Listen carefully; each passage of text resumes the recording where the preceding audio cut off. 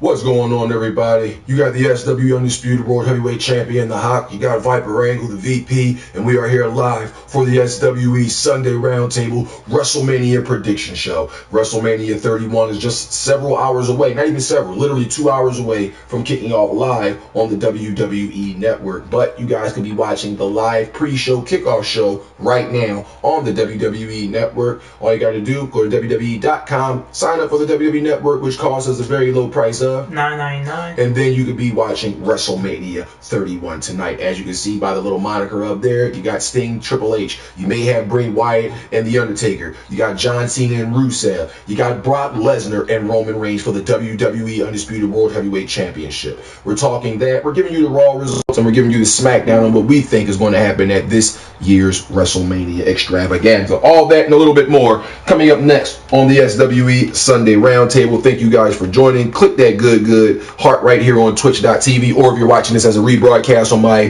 YouTube page, click that good like and or subscribe button right there, and we will take care of you people as much as we possibly can. It's the SWE Sunday Roundtable, and we're coming to you live right now, ladies and gentlemen. So without further ado, sit back, relax, and we'll see you guys in a second.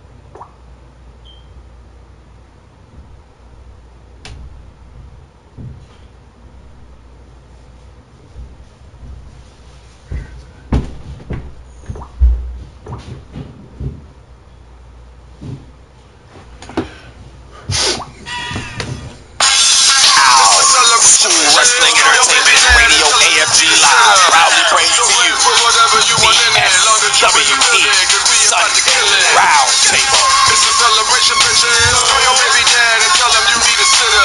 Toast your glass. And now, introducing your host for this afternoon's event.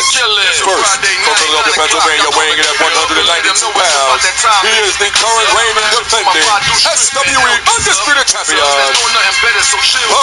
What's up? As we step in the door, I see a couple cold niggas getting up on the floor. Ass is shaking, titties is popping, niggas is watching. Let's go, he ain't stopping shit. I just got here in the vibe. And his co-host, also residing in Philadelphia, Pennsylvania, weighing in at 197 pounds, he is the world heavyweight champion, Viper Angle. I'm trying to leave with you, I bet you don't trust that. Oh, so fuck that. When the show's over, that's the chick crib who I'm going over. But for now, it's a celebration, bitches. Call your baby dad and tell him you need a sitter. Toast your glass, post whatever you want in it. Long as you in the building, cause we about to kill it. It's a celebration, bitches. Yes, ladies and gentlemen, it's the SWE Sunday Roundtable WrestleMania Prediction Show. Viper Angle and the Haak live in the building. We are in the building for WrestleMania 31. It's coming up in just a couple of hours live on the WWE Network, as well as on pay-per-view and any other type of place that you would decide to watch it at. It's being brought to you in part by Hulu Plus, the WWE Immortals game, as well as Levi Stadium. Shout out to my San Francisco 49ers. But we are here today for the SWE Sunday Roundtable, and we're getting directly into it for the WWE Monday Night Raw results, brought to you in part by my co-host Viper Angle. So without further ado, Viper Angle, please give us what we are calling the SWE Monday Night Raw report. Give it up for Angle. Alright, ladies and gentlemen, this is the SWE Raw report, brought to you by ByRules.tv, the WWE Network, of course, and of course the USA Network. So we kick off the show with the icon, the man they call Sting. First time that Sting ever opened a Monday Night Raw, ever. So Sting comes out Nice reaction from the crowd as always. Then Sting goes into about how he's been away for 14 years from WWE as he watched, and some truth to what he said, as he watched Triple H manipulate, backstab his way to the top, which has some truth to it. I mean, he's married to the Paul's daughter. If that's not manipulation, backstabbing up, I don't know what it is. Well, technically it's not. He married this woman many, many years ago. And on top of him marrying this woman many, many years ago, it wasn't a plot. It wasn't a scheme. He did not sneak behind nobody's back. In fact, Stephanie McMahon was doing more sneaking because she didn't want Vince to know that she was actually really dating and in love with said Paul Levesque, a.k.a. Triple H. The fact that she just so happened to have been Vince McMahon's daughter, Triple H could have ended up being with the man-looking Tory. Not Tori Wilson. I said the man-looking Tory. You know, the one that X-Pac and Kane used to fight over way back in the day. He could have been with her. He could have stayed with Chyna. He could have stayed with Joni Laurer, who he was with in real life at this time. You didn't see her in wrestling in a while. She ended up going to Japan or China for the past 5 or 6 years and basically lived what they call underground because of all this stuff. That being said, even though I don't like Paul Levesque in terms of, well, I don't know Paul Levesque, but in terms of the character of Triple H, I really don't like this whole authority, screw job, new age Vince McMahon thing in terms of storyline. I can't but help defend Paul Levesque here and say that it wasn't no secret plot. Oh, I'm just going to try to pop off Vince McMahon's daughter, and if it works, I'm in the business. Like, Stephanie McMahon actually had to have a mutual attraction to this guy. He did not rape her. He did not dope her up. Unless you guys really thought that when she was asleep inside that car way back in the day during the Attitude Era and he was fake marrying her in Las Vegas, that actually was real. You need to wake up. But that's besides the point. I can't let Viper Angle say that it was like some, if that's not some dirty, underhanded tactic. It's not. Stephanie McMahon was there in the company for years before Triple H and her started interacting as an on-screen power couple, before those two characters even came into pass. You didn't hear anything about Triple H sneaking around with Stephanie and nothing like that back then because she wasn't even looking at that motherfucker. But I guess when Triple H decided to start jacking up and go from European champion skinny guy to some jacked up, I'm fighting for the WWE championship guy, I guess Stephanie McMahon liked big muscle bound dudes. And her and Paul she really started loving Paul, caring for Paul. She even disrespected Joni by going and talking to her backstage and telling her, instead of coming at her as a respectable individual and saying my heart wants what it wants, she was being disrespectful and basically yelling and attacking Chyna for no apparent reason. I love Paul, and I'm going to be, if you don't know nothing about that, I can't believe this is the name I'm about to say, but go ahead and check out Mr. Russo page on YouTube. And if you don't know who Mr. Russo is, what kind of a rock have you been living under when you've been watching wrestling? It's Vince Russo, ladies and gentlemen. He have an exclusive interview with Chyna while she's via Skype over there in China, where she's living at right now, talking about living in Japan right now, talking about that entire scenario. So you ain't got to hear my propaganda because I'm not speaking bullshit or pontificating hyperbole. I'm giving you guys the low down dirty shame, and that's the bottom line because Stone Cold said so. Viper Angle.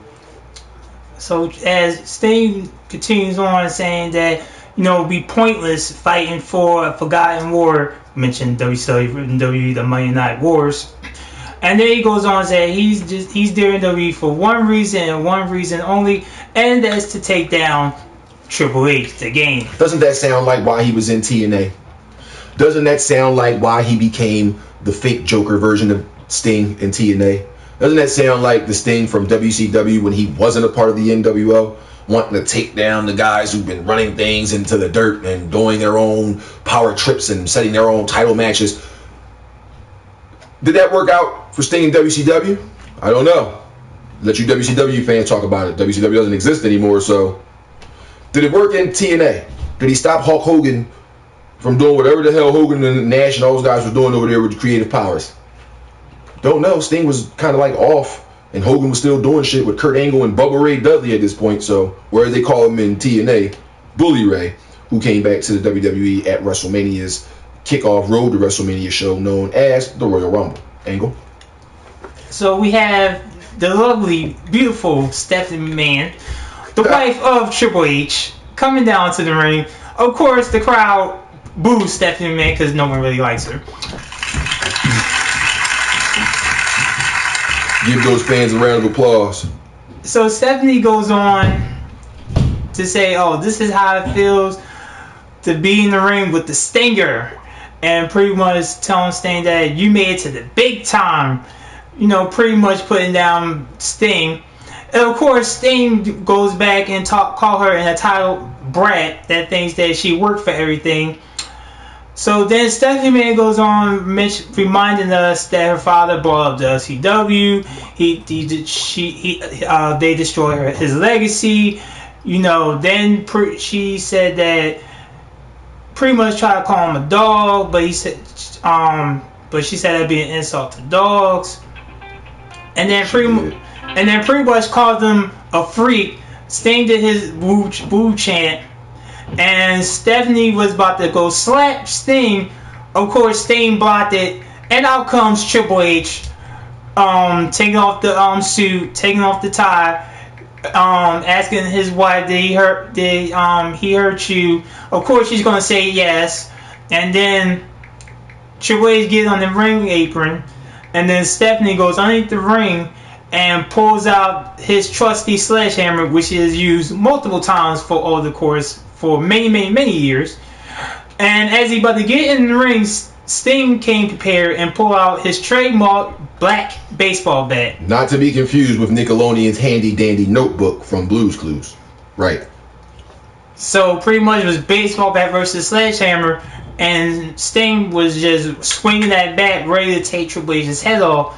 And then Triple H decides to leave the ring and pretty much retreat. Sting trying to egg him on, trying to get him in the ring. And Stephanie Man managed to pull her husband away from Sting. And that's how we end that segment. Ladies and gentlemen, we just got a little text message. My little brother, former Kids Wrestling Federation champion, multi-time charter champion in the SWE, and multi-time Intercontinental champion, Darnell Angle, a.k.a. Darnell Michaels. My little brother has just hit me up. He's on his way up here, so we're going to be bringing him in a little while, give him his see if he want to talk about WrestleMania. He says he's about to leave his jizzle bizzle, so he might not be here for that part. But if you guys want to give your token and what you want to think about going on at WrestleMania, hit us up. The phone lines are open, jabroni. 215-471-0713. The number one more again. 215-471-0713. Hit us up if you think Brock Lesnar is going to beat Roman Reigns or vice versa. If you think Seth Rollins is going to take down the Viper Randy Orton. If you think that Sting is going to lose to Triple H. Hit us up. Let us know what your opinion is. There's a $10 PlayStation or Xbox or Amazon gift card in it for the people who actually do it. 215-471-0713. Sorry for all the folks that's going to be watching this on YouTube as a rebroadcast. You've already lost the contest because this is for the live programming people. Now we're going to try to get through this SWE Monday Night Raw report quickly so we can get to this WrestleMania joint because the pre-show is on. We're missing tag team championship matches as well as the Andre the Giant Memorial Battle Royal. So Angle's going to go through the rest of these important WrestleMania moments from Raw, and then we're going to switch over to the musical break, bring you back with the match list and our predictions, and then get ready to watch WrestleMania 31 live on the WWE Network. Make sure you guys are tuned in. So without further ado, let's get these results. Angle. All right, so we go with the first match of the evening. We got Dean Ambrose and R-Truth versus Stardust and Luke Harper. Four of the men that's going to be at WrestleMania, and we're going to go ahead and talk about the match they end later, but they will be part of WrestleMania nevertheless. Bad News Barrett pretty much is at ringside, running his mouth as always.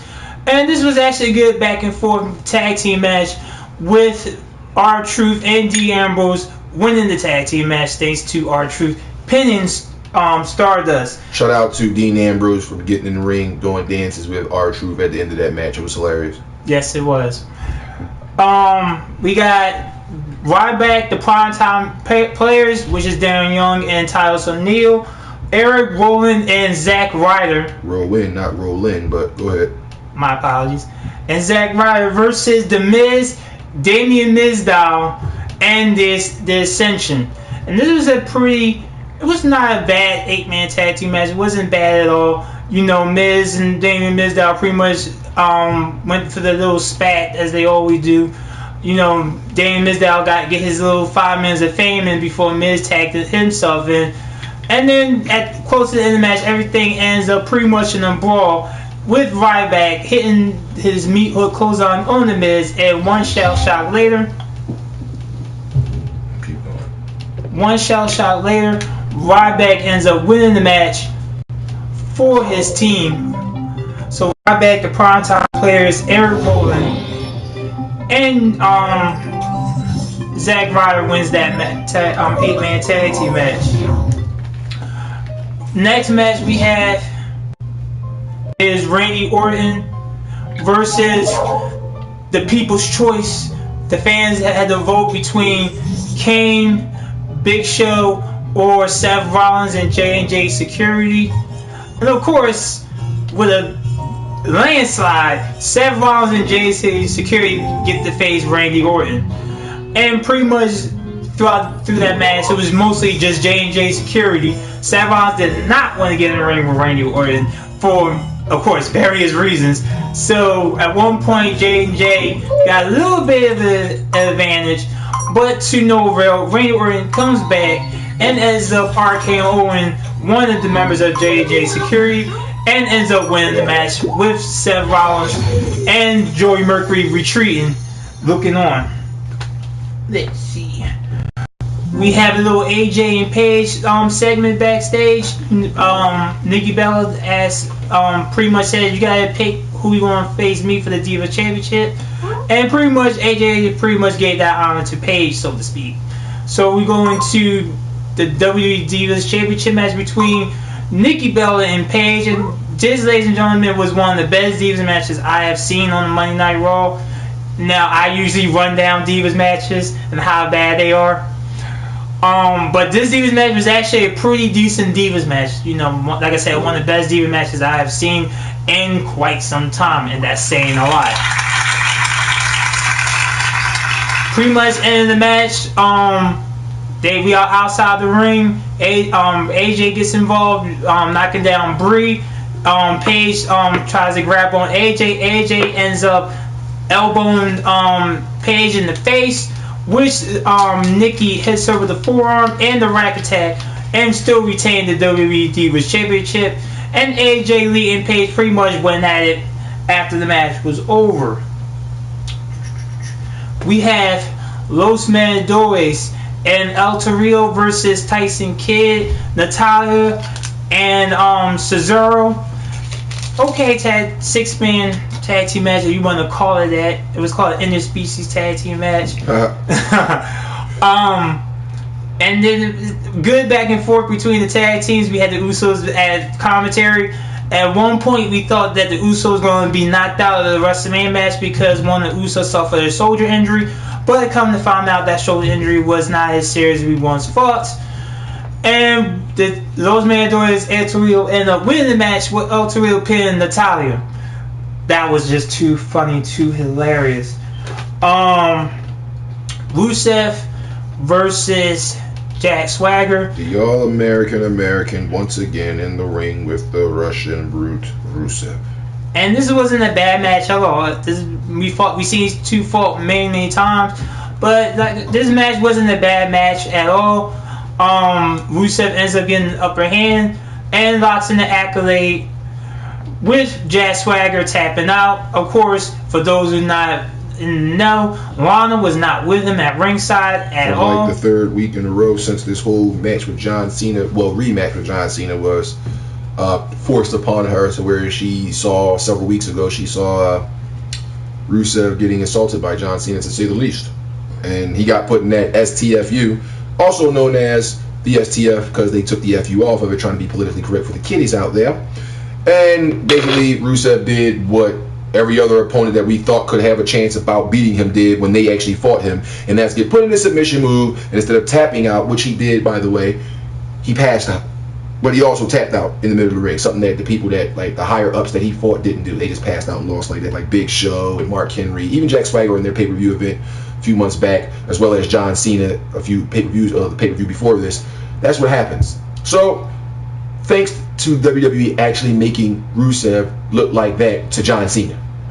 John Cena, by the way, not really a submission technical wrestler. He just so happened to have an STF as a signature / finisher. So, that being said, they made Rusev like tap out, then pass out from John Cena doing it. But guys like Jack Swagger, who actually do submission and technical wrestling, and guys who have submission holds, they don't get the same thing. He just powers out of that. John Cena's so much stronger than Jack Swagger, though. Go ahead, Angle. So after the match, Rusev keeps the accolade on even more, and then here comes the savior. John Cena comes out, and John Cena and Rusev ends up brawling in the ring. Action spills outside to the outside, and Rusev pushes him into the barricade, then slams him in the barricade, and then slams into the ring post, super kicks him right in the jaw. Then he takes John Cena, and I have not seen this for quite some time. He threw him over the announce table. Now, ladies and gentlemen, when someone gets thrown on the announce table, first you usually hit the announce table and then hit the floor. No, he got thrown over the announce table. Good acting. That's what I can say. Is good acting. I know somebody else that did good acting like that cost people thousands of dollars, deciding to jump into a move they really didn't have to jump into. Cena could have really hurt himself. He could have tore his ACL, because if you looked at how he landed, if you watched Monday Night Raw, his left leg landed weirdly awkwardly in the middle of behind his knee on that chair.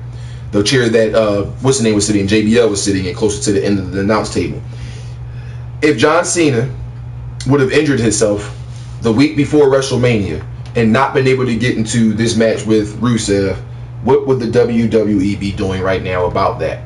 So shout out to John Cena for over-exaggerating a move that he didn't have to and almost cost himself part of his career. It's already on his way out, but he almost cost himself like the rest of his career because of the fact that he over-dramatized his fucking jump from Rusev doing a little grab him from underneath the arms and throw you over the announce table. I mean, we've seen guys like the Big Show do this to John Cena, and John Cena slid across the top of the table and fell on the floor. We've seen Undertaker do this, and the purple slid on the top of the table and fell on the floor. John Cena, as Angle clearly stated, flew over the table, and the only thing he hit was the chairs and some of the wires that was connected to some of the headsets on JBL, Booker T, and Michael Cole. Angle. So we had he puts John Cena on the announce table and locks in the accolade yet again, and John Cena passes out. We have 6-7 referees trying to pull Rusev off of John Cena, and it took about, I would say, a good 5 minutes before they separate from him. Usually, for people not to know, Lana is usually the person that makes Rusev normally stops the submission move. No, Lana at ringside, pretty much Rusev pretty much had zero control. We have Dolph Ziggler versus Daniel Bryan. And of course, the People's Choice had to pick a special guest referee out of Dean Ambrose, R-Truth. Dean Ambrose, R-Truth, I believe was Luke Harper or Bad News Barrett. And everybody picked Dean Ambrose, landslide. And, you know, Dean Ambrose was a good special guest referee. He didn't get involved too much, but he did kind of egg them on a little bit in the match, and antagonizing a little bit.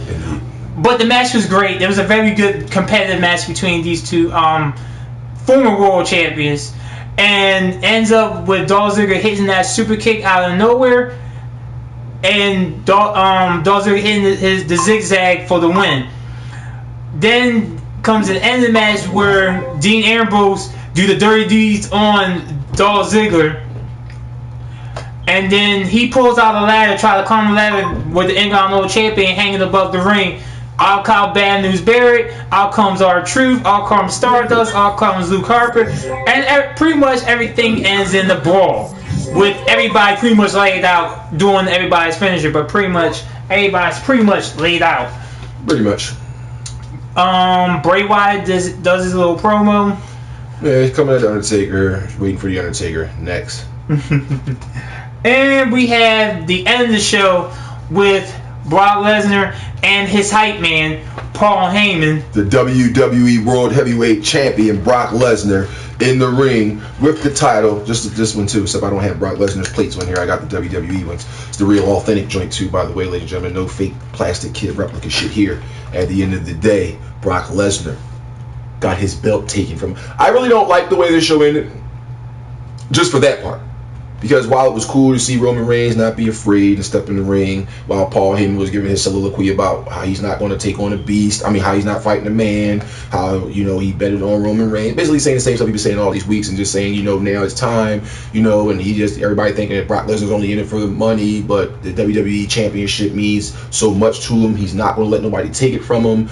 Now, if the cat's not out of the bag, for those of you who don't pay attention to the dirt sheets and don't look at the real wrestling information, Brock Lesnar will not be going back to the UFC right after WrestleMania because he signed a contract extension with the WWE this past Monday night. That being said, that could make some of you people out there think that Brock Lesnar actually has a chance to retain the WWE World Heavyweight Championship at WrestleMania in just a few. But with that being said, that's going to make even more people buy the pay-per-view. That's going to make even more people subscribe to the network because Brock Lesnar renewed his contract. He's going to be there longer. Nobody knows the exact length of time that contract is for, but he is re-signed with the WWE. So he's not about to lose WrestleMania, go away and start training for the UFC fight. He's going to still be here. And we all know Vince McMahon is not allowing this belt to go anywhere to another company to fight, wrestle, or anything. Alundra Blaze, ring a bell, anybody? By the way, you guys didn't check out the WWE Hall of Fame induction ceremony. Make sure you check it out. It's exclusively on the WWE Network. You're probably going to see little parts of it on Hulu, but the entire ceremony with the real speech is not some cut it out, edited out shit. You guys get to check it out on the WWE Network, exclusively on the WWE Network for the low price of $9.99. The greatest volume in sports entertainment, ladies and gentlemen.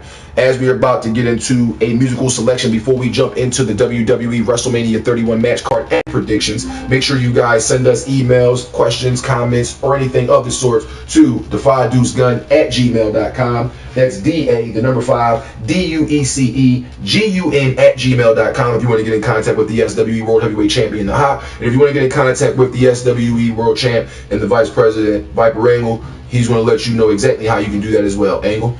So if you want to reach me, it would be justicestyles@yahoo.com. That's JUSTICESTILES@yahoo.com. And make sure you put in the subject heading when you hit either one of us up, SWE Sunday Roundtable. That way we will read your email, because if you do not, we will delete it like it's spam. Indeed, ladies and gentlemen. That being said, we're getting into the first track of the evening. This one is from yours truly off my upcoming mixtape known as Off His Wig Again, featuring my homeboy, Mr. 215 J Mac. The track is entitled I'm On It, live on the SWE Sunday Roundtable. See you guys in a second.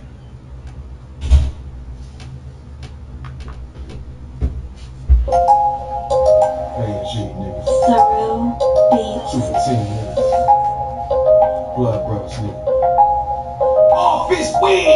You know what time it is, y'all. You can, you get it poppin'. Let's go. J-Mac got 215, young Haak, that AFC. You know we on top.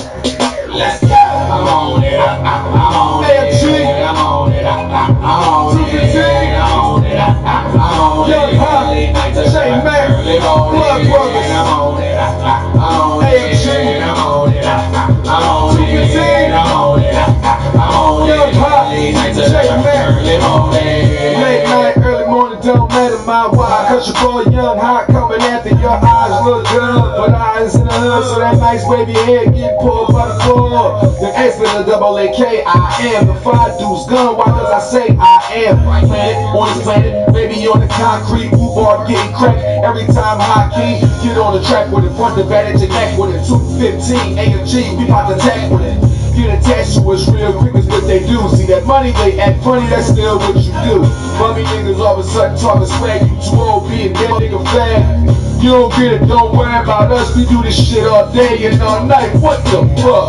I'm on it. I'm on it. I'm on it. I'm on it. I'm on it. I'm on it. From the late night to the early morning.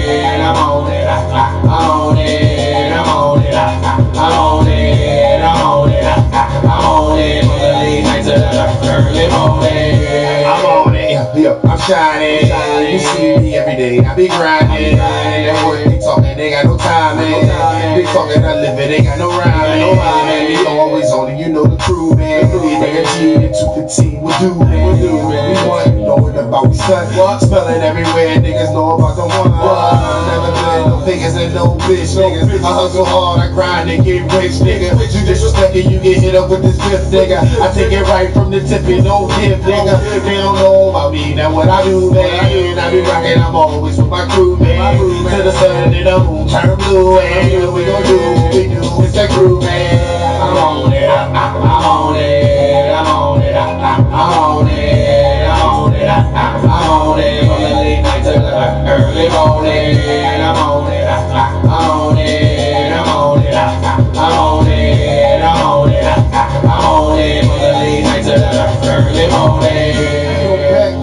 always go for. Talk about a nigga, we ignore. Tell them what they say, recognize. Disrespect them, we gon' stretch these guys. Like a workout plan, but fuck your nigga, man. We can go straight to the crib, I fuck up your liver, man. With no liquor, that's the dick that you sippin', man. Front to the back when you on my lap, you see how I deliver, man.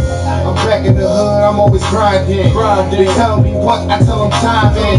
They talk about it, I tell them live, man. Cause everything that I got is from the rib, man. Hustle back to 15, hot AMG, damn look at me. Don't worry about it, mommy, cause we on top. We on the 24/7, you can see the AMG got it locked. I'm on it, I'm on it, I'm on it, I'm on it, I'm on it, I'm on it. Check back, early morning, I'm on it, I'm on it, I'm on it, I'm on it, I'm on it, I'm on it. Check back, early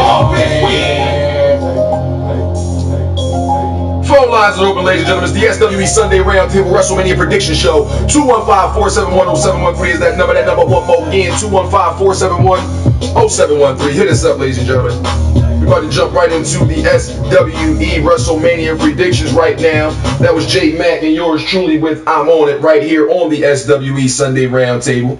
Thank you for rocking out with us. You want to holler at us, you can do that via twitter.com. You can do that at Mr215. That's MR the number 2 FIFTEEN, all one word. Or you can follow me on the same thing at the Fadu's Gun, the real Fadu's Gun, DAREALYOUNG HAAK. It's the real Young Haak, ladies and gentlemen. Now we're back into the SWE Sunday Roundtable WrestleMania prediction show. So without further ado, we're about to run down the card and give you our predictions simultaneously. So without further ado, Angle, let's go with the matches on the list. Let's do it. First, I'm gonna mention the two matches that's gonna be on the pre-show, which is on right now on the WWE Network. Right. We had the Andre the Giant Battle Royal. And we also had the WWE Tag Team Championship match and Fatal 4-Way style. I believe is one fall to a finish. It's not elimination like last year's was. We have Bray Wyatt versus The Undertaker. We have Sting versus Triple H. We have AJ Lee and Paige versus the Bella Twins. We have Seth Rollins versus Randy Orton. We have the 7-man ladder match for the WWE Intercontinental Championship with R-Truth, Stardust, Dean Ambrose, Luke Harper, Bad News Barrett, Dolph Ziggler, and Daniel Bryan. I'm afraid I've got some bad news. We had the WWE United States Championship, Rusev versus John Cena, and we also have the main event of the evening for the WWE World Heavyweight Championship, Roman Reigns versus Brock Lesnar. Of course, you're gonna know Paul Heyman's gonna be at ringside. So I think you want to do the Andre Battle. We'll start from the order they're gonna be in, first to last. Let's go. By the way, ladies and gentlemen, we're missing one of these matches right now because for some odd reason, just announced on Thursday night that I found out about, the WWE Fatal 4-Way Tag Team match for the Tag Team Championship, as well as the Andre the Giant Memorial Battle Royal, are taking place during the WWE Wrestlemania kickoff show, which kicked off at 5 p.m. Eastern Standard Time with Booker T and the rest of those individuals giving their pregame analysis. But before it's all said and done, the Andre the Giant Memorial Battle Royal, as well as the Fatal 4-Way Tag Team Championship match, is going to be taking place on the WWE Wrestlemania pre-show. So if you guys aren't already watching it and you don't have this on a simulcast, put this on your cell phone and watch this on your cell phone, your tablet, or your laptop, but go on to the WWE Network right now so you don't miss a beat. Don't worry, because we'll be back tomorrow night after Monday Night Raw goes off to give you the WrestleMania results as well as the fallout of WrestleMania, because the Raws after WrestleMania have tended to be awesome for the past few years. So that means this Raw, we might be seeing a returning wrestler come back, the new storyline of who's going to be fighting for belts, the return match for matches that took place at WWE Wrestlemania, and then some is going down. So make sure you guys tune in tomorrow night, immediately following WWE Raw, not on the WWE Network, but right here on Twitch.tv for the SWE Sunday Roundtable WrestleMania post-show results. Angle? Alright, so we're going to have we're going to go with the Andre the Giant Memorial Battle Royal. This started last year with Cesaro winning it, and it continues now this year. The participants in this match is the Ascension, Kane, Big Show, the Primetime Players, Jack Swagger, The Miz. Don't try this at home.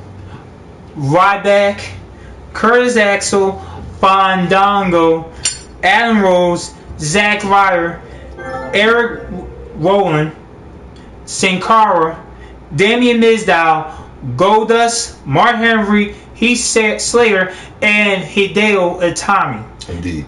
Ladies and gentlemen, yes, I did say NXT superstar Hideo Itami will be part of this Battle Royal. If you guys check out the WWE Network for the low price of $9.99 every month, you could have tuned into this past week's NXT and saw Hideo Itami actually be qualifying to get into this WrestleMania, stand up and point at the WrestleMania sign and all that. It was awesome for you guys who actually messed with him. If you know what his real name was before he decided to change it to Hideo Itami to represent his mentor. This guy is a world-renowned wrestler. This guy has done more than, I'm going to go ahead and on a limb and say, anybody in the NXT division right now. Even Kevin Owens. And he's world-renowned, especially in Japan. So for you out there like, oh, it's a rookie. What would he do on WrestleMania? At the end of the day, he should already be on that card for the credential that he have. He should not even have to work his way up to the main event roster through NXT because of his accomplishments in his own New Japan Pro Wrestling and AAA wrestling joints that he did. That being said, please don't go into the Twitterverse hating on Hideo Itami. Please don't go on Facebook hating on Hideo Itami. Please don't click on the comment section below and start, oh, fuck him, he shouldn't be there. He's a rookie. He shouldn't even be. That man not a rookie. He's just on NXT, which is, if you're not paying attention, is morphing from a small little development thing to its own brand.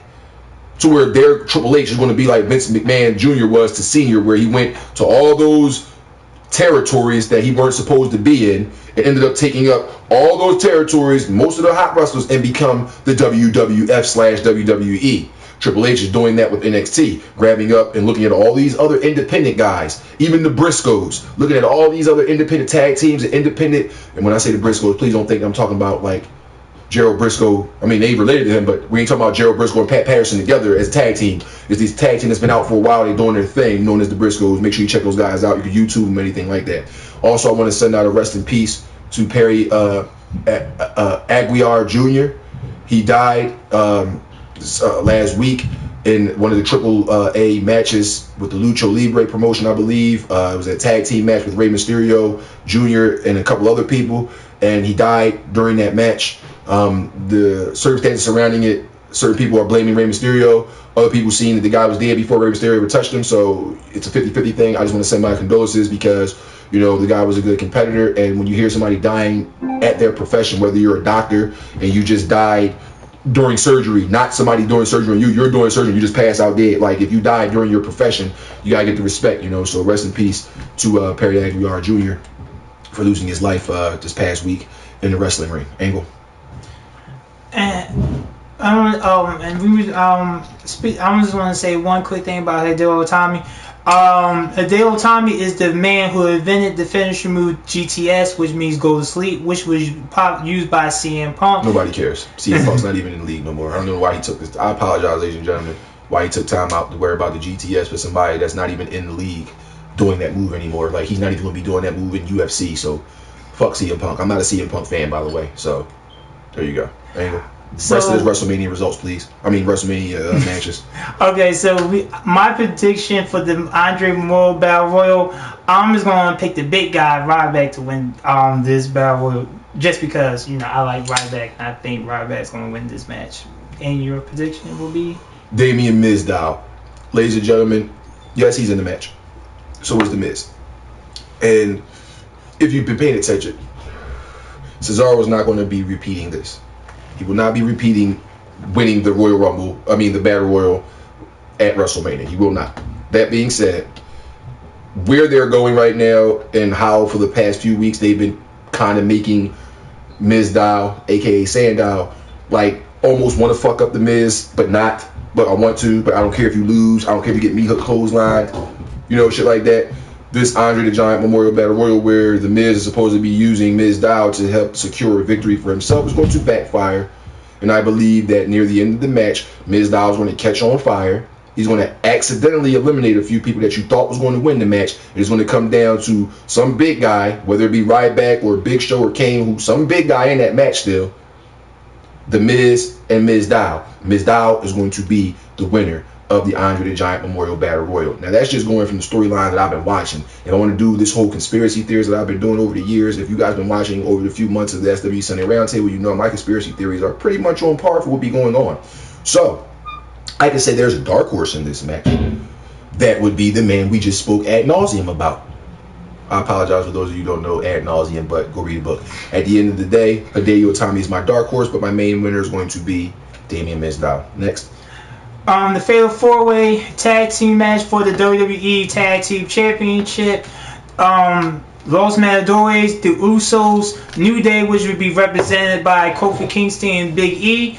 And, of course, the current WWE Tag Team Champions, Cesaro and Tyson Kidd, with the lovely Natalya at ringside, of course. This tag team match has been building since the beginning of the month. We have seen Los Matadores really come out and beat the Usos, has beaten Cesaro and Tyson Kidd. New Day has beaten Cesaro and Tyson Kidd, and then vice versa. So this has been an interesting build-up for this Fatal 4-Way Tag Team title match. My prediction will be Cesaro and Tyson Kidd will be retaining the WWE Tag Team titles, because I think their title run should not be cut off this short. I think it should continue a little bit longer. No disrespect to the Usos, who I usually favor in these type of matches, but I'm going to go ahead and say Tyson Kidd and Cesaro retaining the Tag Team Championship. I'm going to say something that's going to throw this entire tag team division in turmoil. And I'm not even a member of the WWE. I'm a member of the WWE Universe. Shout out to the homegirl Linda out there in San Jose, California, who was going to buy me WrestleMania tickets but couldn't get WrestleMania. Shout out to you. You're the real MVP. You the real MVP.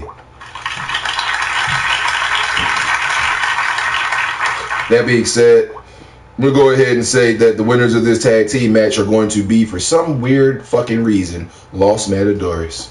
They don't deserve to be in this match, in my opinion, so don't think I'm just about to start bigging up the underdog or anything like that. They should not be nowhere near the tag team championships at this point in their career. At all. They're a novelty. That being said, they're going to set this up to be a triple threat tag team match at another pay-per-view. Now, Stardust and Goldust aren't in this match. So you can't say they're about to do this triple threat thing where it would be the Usos, Stardust and Goldust, Cesaro and Tyson Kidd going through this whole thing of who deserves the belt more. Because to be honest, if you want to talk about who deserves, who's in the spot, the Usos should be the defending tag team champions right now in this match, not actually fighting to win back those titles. I feel as though at the end of the year in December, when they rushed those guys to those titles, and then about 2-3 weeks later took them right back away from them, all it did was set up what's about to happen tonight. So for just like obvious reasons, everybody could go with the Usos.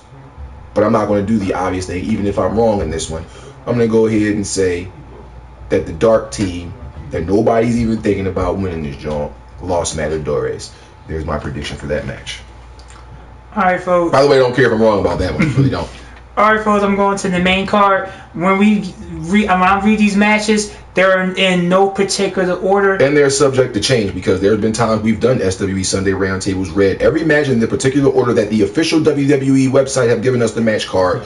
And then not only did some of those matches not take place, and we sat back wondering, wait a minute, wasn't this person supposed to wrestle? But they threw some other weird-ass match right on the card on top of something. So, as we say, it is subject to change. But the card on the main WrestleMania match list are as follows. First match that we're going to do the prediction for will be Bray Wyatt versus The Undertaker. Ha. Now, this match, I'm kind of not... I don't even know if this match is going to happen, to be honest.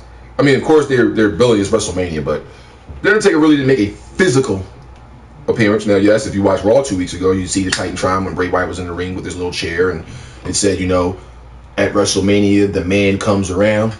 Well, looks like Undertaker's going to be at WrestleMania. But in what capacity? What do you think, Angle? That's the big question. And what physical capacity is he going to be in? because for those who've been sleeping with The Rock for the past year, the last match he was in was Brock Lesnar last year. WrestleMania 30. Lost the match, but that's not the story that happened. Even though that is the big story, the streak ended. I couldn't believe it. I sat inside my home, 3 floors above me, and looked like that kid that they keep showing with the glasses, who got a chance to meet Paul Levesque in person, tell him that his workout DVDs made him lose weight. They showed pictures of this guy beforehand. No disrespect when I say what I'm about to say, but he was huge. And if Triple H DVD workouts was something that helped that boy lose weight and feel better about himself, I can't hate on that. And I can't say fuck Triple H or fuck Paul Levesque, because that wasn't a wrestling thing. That guy's not a wrestler. He's a regular guy who was a fan of watching wrestling, regardless of what his occupation is, what he liked to do in his free time, what books he read. At the end of the day, those DVDs of Triple H workout plans and things like that helped that boy lose a lot of weight.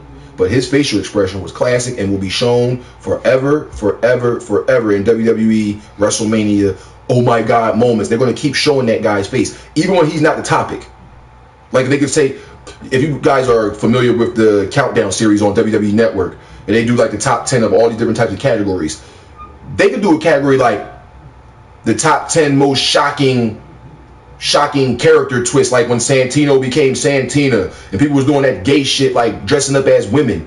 Like when you look at that, like Pat Patterson and Gerald Briscoe in the evening gown match, or a bra and panties match, or some shit like that. They did something like that. They did both, actually, one in the pay-per-view and one on the Raw. But you could show that guy's face for like an oh my God moment, like the top 10 most death-defying moves off of a ladder. You could show Jeff Hardy doing swanton bombs off of ladders. The dude wasn't even at that pay-per-view, but they could just show his face like, and forever, anytime WrestleMania 30 comes up and they talk about the streak ending, I guarantee you they're going to show that dude face, because that's where that facial expression came from. He was one of millions of people, not only sitting there in attendance of the thousands, hundreds of thousands that were there, but the millions of people that was watching on pay-per-view in the WWE Network had the same expression on their face. And if you don't believe me, you can, this is what they do with technology. This is the best thing about technology now. You guys can just search anything. So they got something called YouTube. Are you familiar with YouTube, Jabroni? You go to YouTube and just type in like WrestleMania 30 like reactions, or Undertaker losing reactions, and it'd be people in their house that's watching on TV, that's got other friends or somebody filming them in the house watching WrestleMania, and then like Undertaker lost, and it was people in their crib breaking shit in their house that they paid for, they worked their ass off for, so they got the right to break it. But why break that shit up because some nigga that you don't know just lost a fake match on TV? I don't know. I've been watching wrestling and boxing and all that type of shit since I was a little boy, but I don't get mad when Oscar De La Hoya lose a match and break shit in my house. I don't get mad when B-Hop lose to Kovalev and break my TV. I don't get mad when John Jones win a bullshit decision and then throw my controller on the ground or something like that. Like, no, they just lost the match. I don't give a fuck who else. Perfect example, I'm a Portland Trailblazers fan in the NBA. When the Portland Trailblazers lose a game, I don't break NBA 2K15 on my video game because in real life they lost. I don't burn my jersey up or nothing like that because LaMarcus Aldridge got injured with a finger injury or something like that and they lost. Like, no. You know, I ride the course out with the team. Another case in point, San Francisco 49ers. You see that fat head on my wall? That's the San Francisco 49ers fat head. Now, they were in mediocrity from like the late 90s to like 2006. Had horrible seasons. I wasn't dick eating the Patriots. I wasn't dick eating Pittsburgh. I wasn't dick eating all these all-man traded for free agent dude teams. I was still a San Francisco 49ers fan. That being said, The Undertaker, he come with a lot of mystique. Last year, it blew everybody's mind that he would lose to somebody like Brock Lesnar. I don't even know why they put that match up. Somebody like Shawn Michaels should have beat him. Those matches that he had with Shawn Michaels are the best matches I've seen him have in that entire Street collection. He had good fights with other people. I don't know why everybody's big up in that match he had with CM Punk, because that match wasn't as good as motherfuckers seeming it to be. I guess that's just the CM Punk fans out there holding on to the last memory of him having a mainstream type of match. That being said, I couldn't believe that The Undertaker lost that match. And now, they kept talking about last year being his last one, but last year, if you remember before WrestleMania, they were speaking about who was he going to fight. Who were they saying he was going to fight last year, ladies and gentlemen? If you pay attention to the poster up there, that man's wearing a hat with his hand out. His name is Bray Wyatt. He's right there on the WrestleMania poster. which can be tuned into in the WWE Network for the low price of $9.99. the greatest volume of sports entertainment. You better jump on. WrestleMania is about to happen in just under an hour. We got the pre-show still going right now. The Andre the Giant Memorial Battle Royal and the tag team matches going on. Then we got the main card, so make sure you get it. But here's my prediction. Because I grew up and seen pretty much every WrestleMania Undertaker match, like literally all 22 of these matches leading up to this being his 23rd, it has nothing to do with Undertaker's credentials. It has nothing to do about how many titles he won. It has nothing to do about the respect that he should have from all the sacrifices and all the times that the WWE looked like they was about to close up and people was jumping ship for them guaranteed millions of contract dollars. He stayed. He put his body on the line. He jumped through cages and threw niggas off in casket matches and Hell in a Cells and did all type of shit. You know how many times Mark been injured in his career that y'all really don't know about? No, you don't. But he's been injured just like anybody else. He's had his knee injuries. He's had his shoulder injuries. He's had his back problems. That man 50-something years old. Yeah, he had his injuries and shit. So nothing about his past, nothing about his illustrious career, his wins, his losses are factoring into my decision. This decision is coming from age and attrition. And all this was last year, WrestleMania, the last WrestleMania we ever see Undertaker. Then he comes out after that and gets power bombed through table by I'm about to call him the League, by the Shield. And you don't see him do nothing to the Shield. Never made a reference. That was supposed to be his last thing. Lose to Brock Lesnar and then get embarrassed by the Shield. Gone. Then you come back. This match is a passing of the torch in my eyes. This match is a, one guy was the supernatural, scary, freaky, zombie, deaf dude, that being the Undertaker.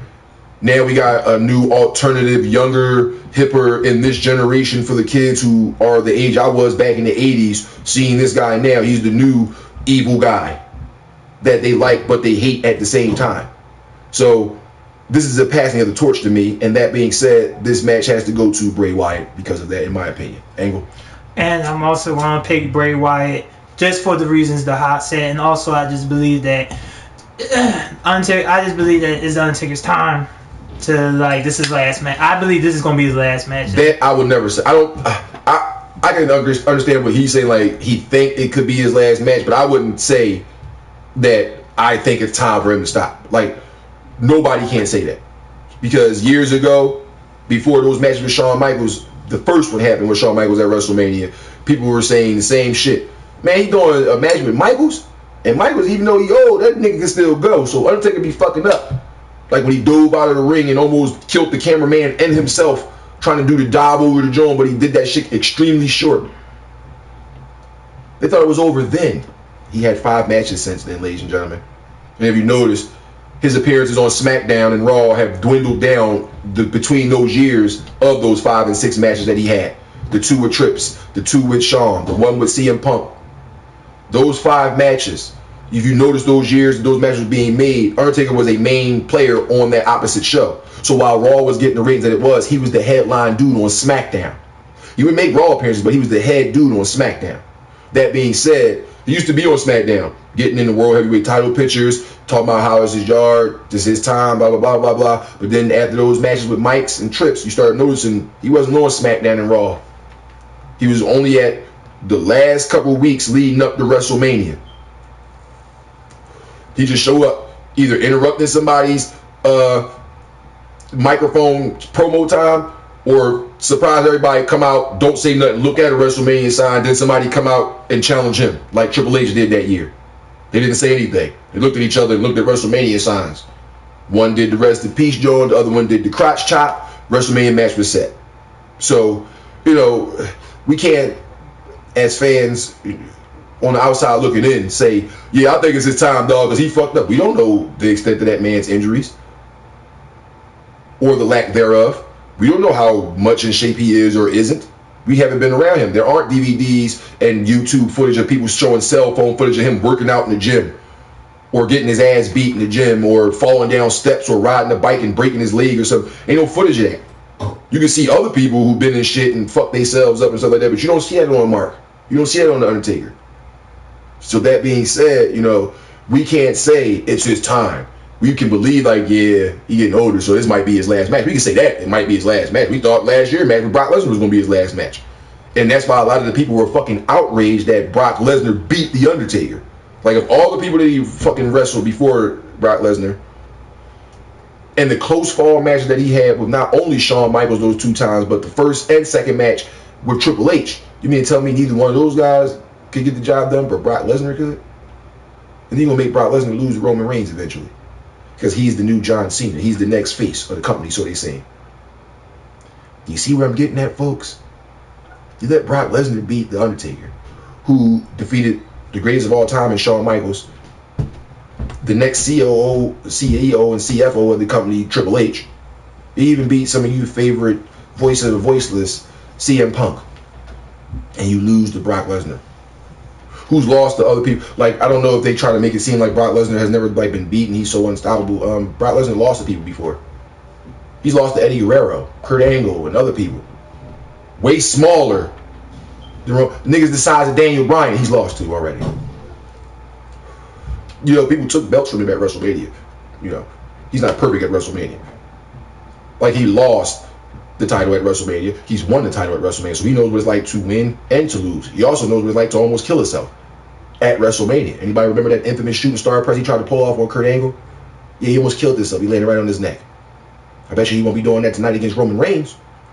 So they bill him as this monster, this beast. We'll get to that match later. Undertaker, I respect you.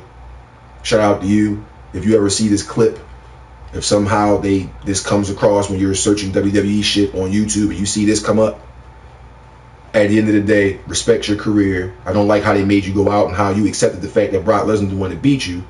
But at the end of the day, respect your career. And I'm just thinking that it's time for you to pass the torch, because that's what they're pitting Bray Wyatt to be, the new Undertaker. Not exactly the same, though.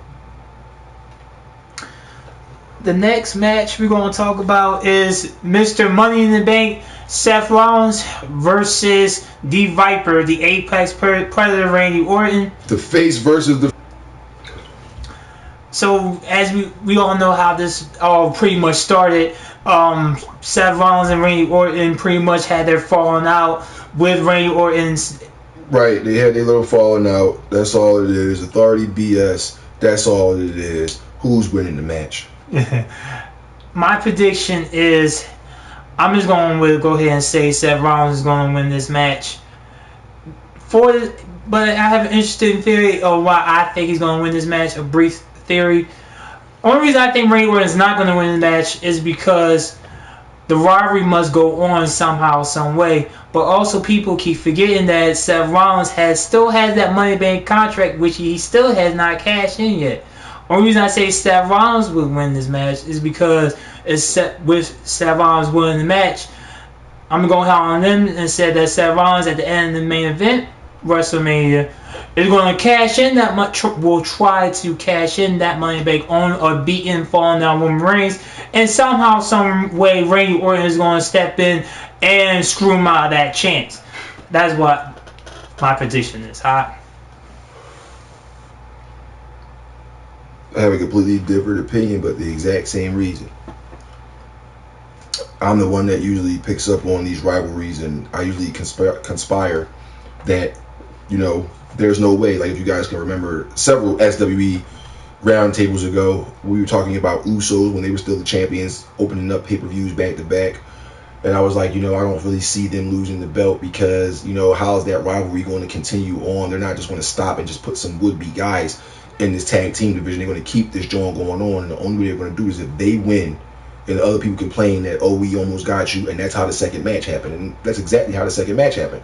So with Randy Orton and Seth Rollins, Haak says this: Randy Orton is going to win this match for the exact reason why he said he's going to lose the match, because the rivalry has to continue. If Randy Orton loses, gets curb stomped, and then he moves on, Seth Rollins moves on, I'm pointing at him on the damn poster, Seth Rollins moves on to try to cash in the Money in the Bank against Brock Lesnar / Roman Reigns tonight, what is that going to leave Randy Orton? Randy Orton is not a #1 contender. He also doesn't have Money in the Bank. So he's not just going to come out on Raw, oh, you won the belt, now I'm fighting you tonight as a rematch because you beat me at WrestleMania for the title. Now I'm going to fight you for the title, way to cash in last night. So here's my thoughts. Randy Orton is going to win this match, even though the Authority is going to try everything they can to stop it. I don't know if Triple H and Stephanie McMahon is going to be involved in this match in terms of them actually being at ringside, because I think they have other agendas on their plans. But I can guarantee you that the Big Show, Kane, and or J&J Security, if not the collective of all, that's why I said and or, that entire collective part of the authority is going to be out there. Triple H and Stephanie might not, because they got to do this whole Sting thing.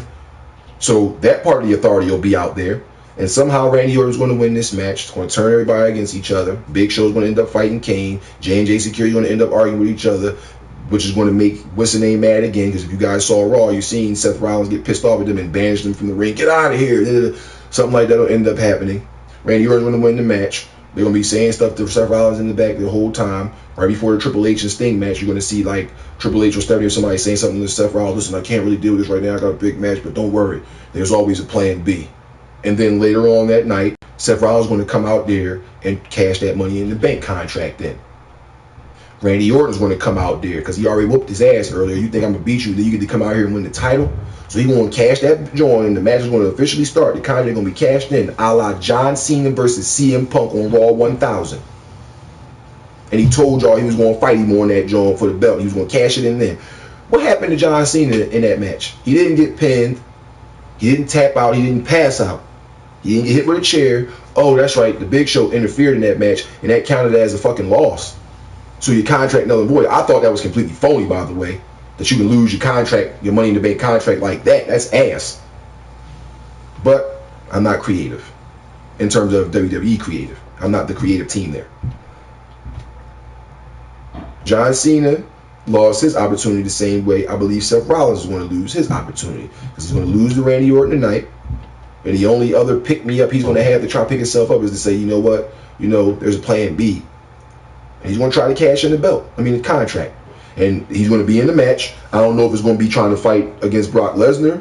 I don't know if it's going to be trying to fight against Roman Reigns. Now, when I give my prediction, you can put that person in this spot right here. But until then, I don't know which one of them he's going to be fighting, but he's going to go after one of them. He's going to officially cash it in. The referee's going to officially ring the bell. Something's going to officially look like he's about to win. He's going to probably have somebody just getting up off the ground. He's going to run to the ropes, curb stop, up. You got a new champ. 1, 2. I hear voices in my head, or lights out. Lights back on. RKO. Ding, ding, ding. Disqualification. The continuing rivalry between Seth Rollins and Randy Orton will pick up on Raw because of that. Now, what I just said could actually happen even if Randy Orton loses tonight. Even though my money's on Randy Orton winning, even if Randy Orton loses tonight, everything I just said as the end of that match result could still take place. Seth Rollins could be on a fucking high because he already beat Randy Orton. So it's like, yeah, man, the only thing can top this is becoming the World Heavyweight Champion at WrestleMania. Scene cut, new match. Match is over, scene cut, backstage. Triple H getting ready for his match with Stephanie. Seth Rollins walks in. I'm so happy I beat Randy Orton. And it could be this, that, and the third. There's always a plan B. And then the same shit, the same scenario. The main event happens, title change hands or title get retained. He comes out, tries to curb stomp. The match is really on. He's going to get disqualified thanks to, especially if Randy Orton loses this match. You will not see Seth Rollins, I quote, you will not see Seth Rollins holding up this WWE World Heavyweight Championship. You will not see that, especially if Randy Orton loses that match against Seth Rollins. Why? Because, as I stated earlier before I pontificated who would win this match, they're not just going to curb stomp Randy Orton. He lost and it's, oh, well, now it's time to go fight Dean Ambrose or time to fight Luke Harper or somebody now. It's over for me. No, Randy Orton's going to still want some ass-kicking revenge, because if he loses, he's going to lose on screw job fashion tonight, which is going to make him super mad. He's going to be going backstage one by one, taking out the authority.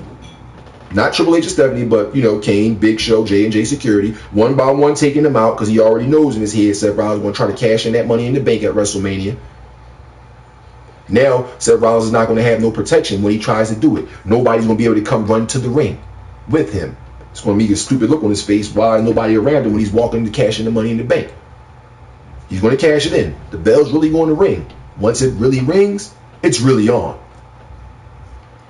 Randy Orton's going to interfere in that match, especially if he loses. I don't think he's going to lose, but especially if he loses. He's not just going to lose the match and, that storyline's over. Now Seth Rollins about to be a champ and he's moving on to everything. No. That's going to make their rivalry go on to the next pay-per-view. You don't get it, do you? You don't understand it, do you? Phone lines is open, man. 215-471-0713. We can explain it to you better. You can explain it to me better how you want it. There's no way Seth Rollins is going to cash in the Money in the Bank successfully tonight, if that's even the plan, which I see coming. Because Randy Orton's going to stop, especially if he loses. He's not going to lose. Like, all right, well, it was a good thing. Way to go around that. Cool. Way to beat me, Seth Rollins. All right, I'm going to go try to get in the storyline rivalry with Ryback or something like that. I'll see you later. No, they're going to want that to go on. It's kind of a good rivalry. You know, it's Randy Orton. He's the face. Seth Rollins, the future. They're going to want to have that continue.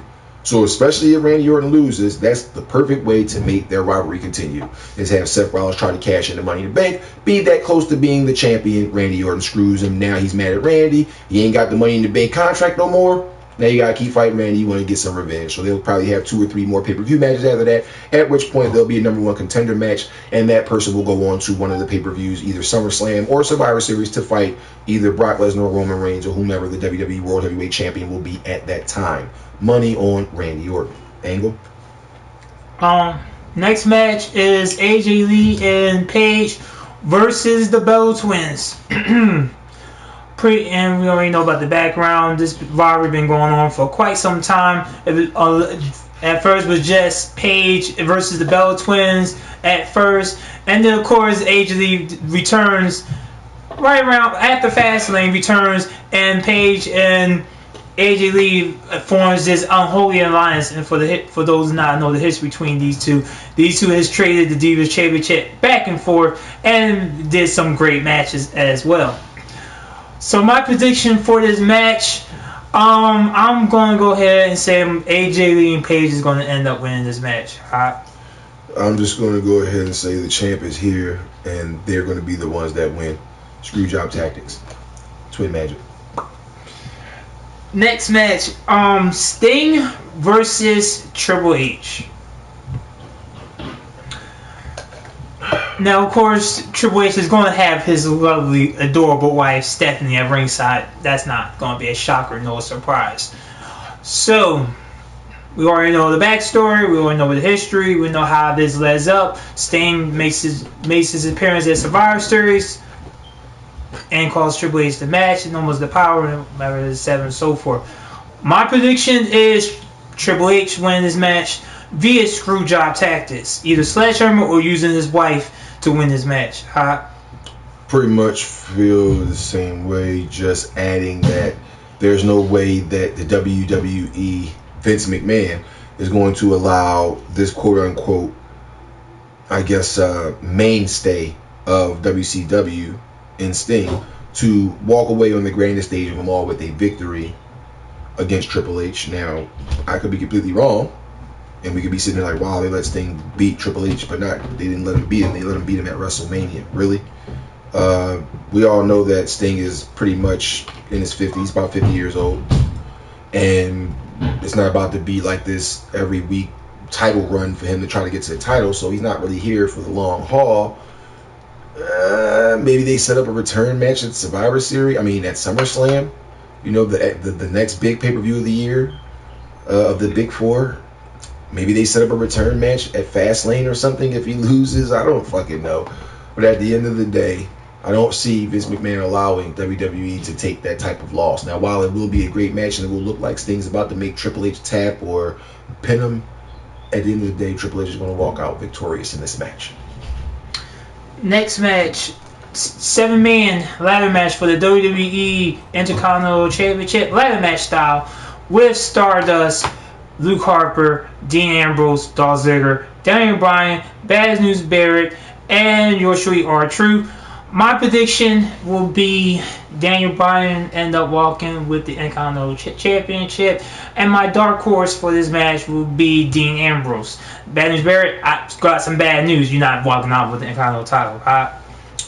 I'm going to go ahead and say that the reason why I'm going to say the first person is obvious. Winning this title is just like in the cards for him, and that's Dean Ambrose. That's my main pick. It's time for him to get on a bigger path. Seth Rollins is being dubbed as the future. Roman Reigns is already being pushed to the company face guy image. He's wrestling at WrestleMania for the title. Dean Ambrose is the only one out of that trio that really wasn't on a real, I guess, superstar championship path. It was just a bunch of novelty matches. Now he's actually fighting for one of the most prestigious titles in the company, that being the Intercontinental Championship. So I honestly think that he's going to somehow pull out the victory. Dark Horse B, Bad News Barrett, because the way they gave him that belt back, off that injury coming back, and how quickly they put him back there, I don't think they did it just for him to be the champion for a month and a half, 2 months, and drop it at this joint. So it might be some spectacular screw job or just some way to play the game to wait till everybody get themselves fucked up and you capitalize.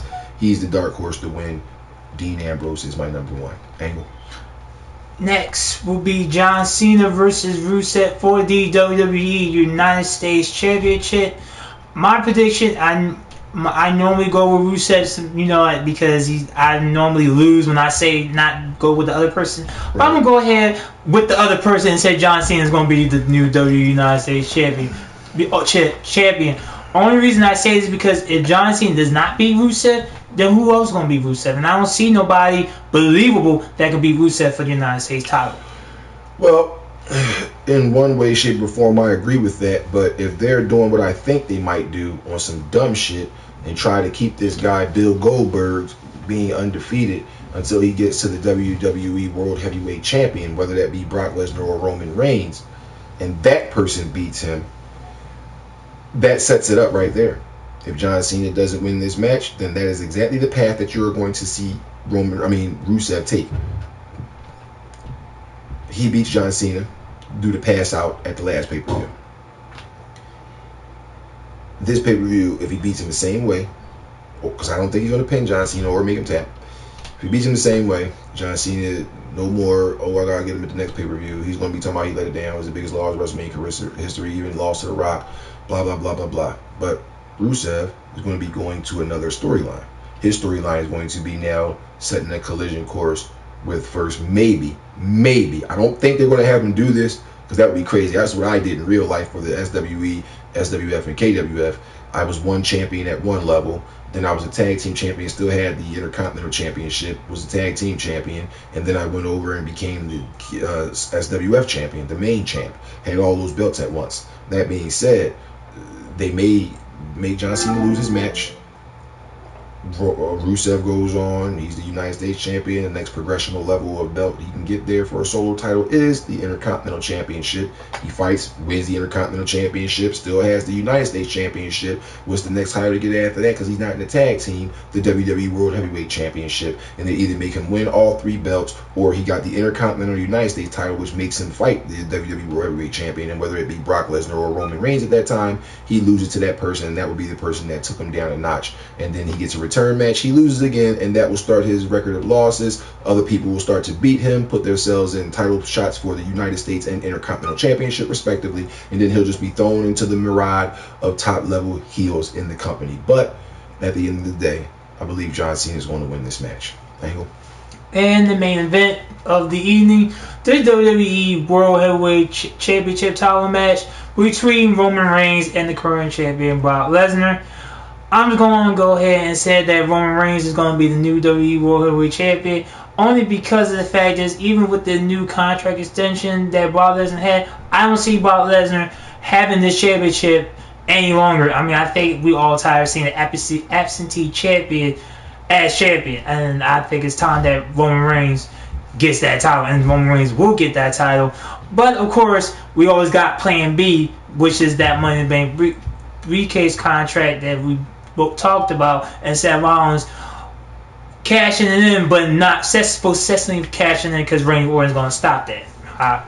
There comes a time where you realize that the fix is in, the jig is up. But this may not be it. This could be the duping of all dupings.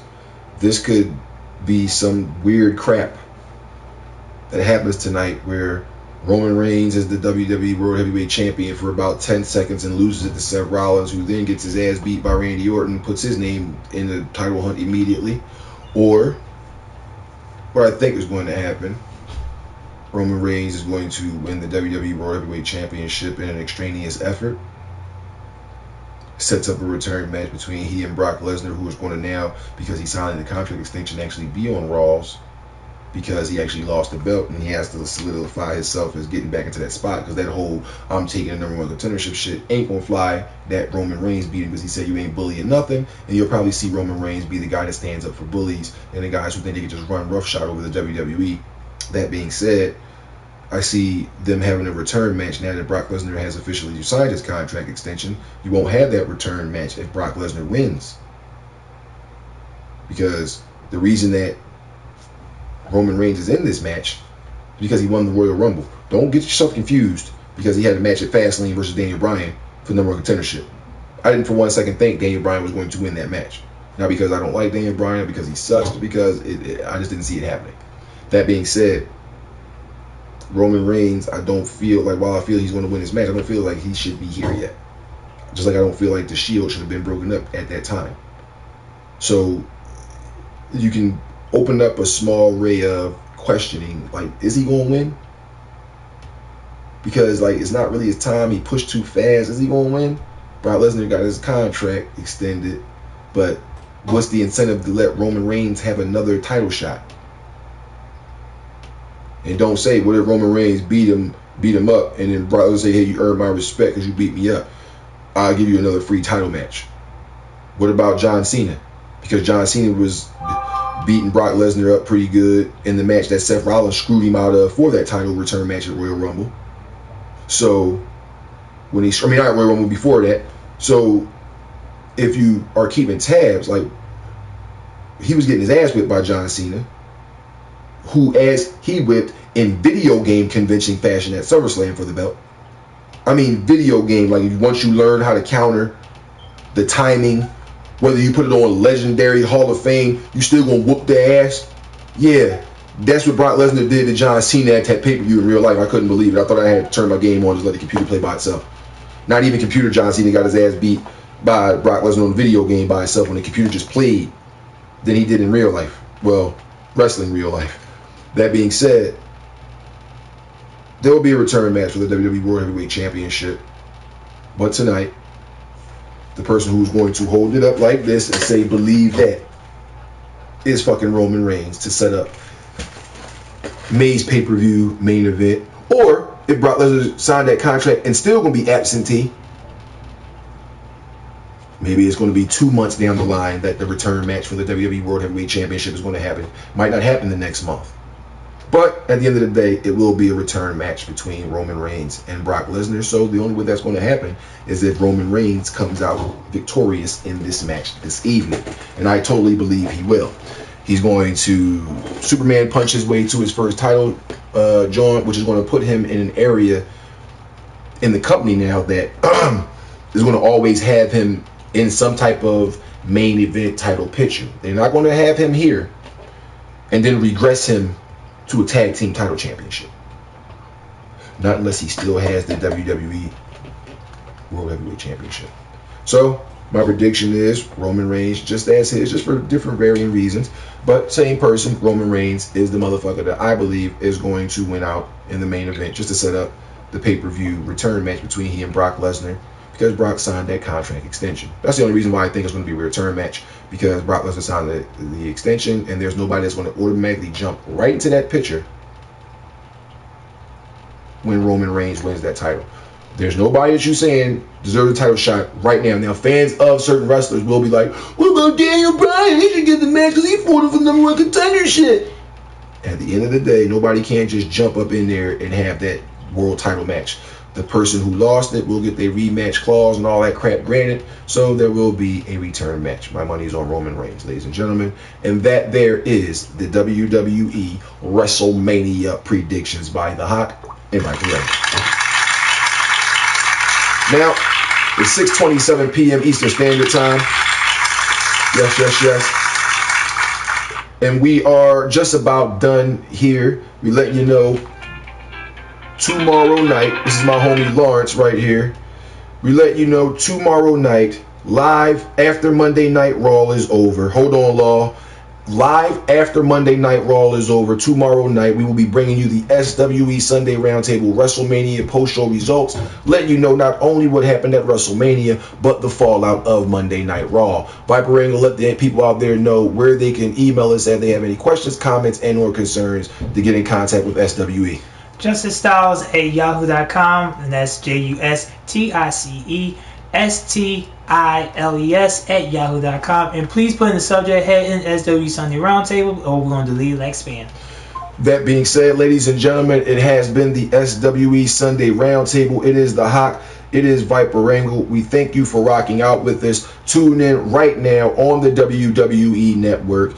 It is live. It's WrestleMania 31. Right now, they're going to be in the Tag Team Fatal 4-Way as well as the Andre the Giant Memorial Battle Royal. If you guys don't have the WWE Network, either go to your Google Play or iTunes store, download the free WWE app and follow the directions once you open it up, or go directly to WWE.com, click in the upper right corner for the WWE Network, put your credit card information or debit card or gift card information in, whichever you're going to use, and for the low price of just $9.99, ladies and gentlemen, you get to see WrestleMania in its entirety. So for everybody here at the SWE and for the people on WWE Network, we'll see you in just a second for WrestleMania 31. We'll see you later on, ladies and gentlemen. Thanks for watching. Holla at your boy.